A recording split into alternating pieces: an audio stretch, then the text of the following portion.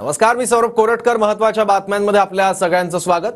दुष्काळाच्या मुद्द्यावरून शरद पवारांनी मुख्यमंत्री शिंदेंना पत्र लिहिलंय. राज्यात दुष्काळामुळे जनजीवन अक्षरशः विस्कळीत झालंय असं शरद पवार यांनी पत्रात म्हटलंय. त्याचबरोबर लक्ष वेधून सुद्धा राज्य सरकारकडून कुठलीही ठोस भूमिका घेण्यात आलेली नाही असंही पवारांनी म्हटलंय. तातडीनं पावलं उचलली नाही तर संघर्षाची भूमिका घ्यावी लागेल असंही शरद पवारांनी म्हटलंय. आणि एक प्रकारे मुख्यमंत्र्यांना, सरकारला या पत्रातून इशारा त्यांनी दिलाय.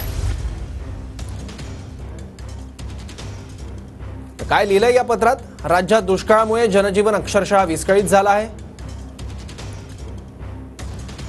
पाण्याच्या टंचाईमुळे बळीराजा सर्वसामान्य त्रस्त झाले आहेत. जनावरांसाठी पाणी आणि चाऱ्याची कमतरता निर्माण झाली आहे. भीषणतेकडे लक्ष वेधूनही राज्य सरकारकडून कुठलीही ठोस भूमिका घेण्यात आली नाही.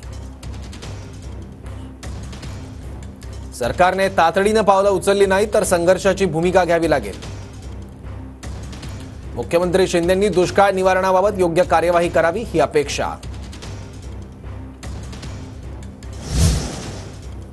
पाणी टंचाई ही भीषण त्याचं वास्तव्य आहे.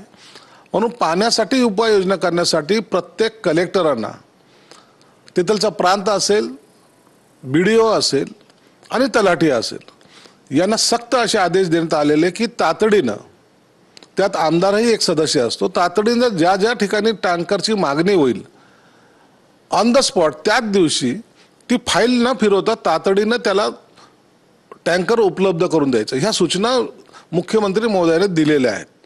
जर विरोधी पक्षाच्या काही सूचना असतील तर निश्चित त्यांनी त्या सूचना द्याव्या. सरकार त्याच्यावर अंमलबजावणी जरूर करेल. मला वाटतं आंदोलन करण्यापेक्षा बसून ज्या ज्या ठिकाणी अडचणी आहेत ते निवारण करण्याचा प्रयत्न आपण सर्वांनी केला पाहिजे.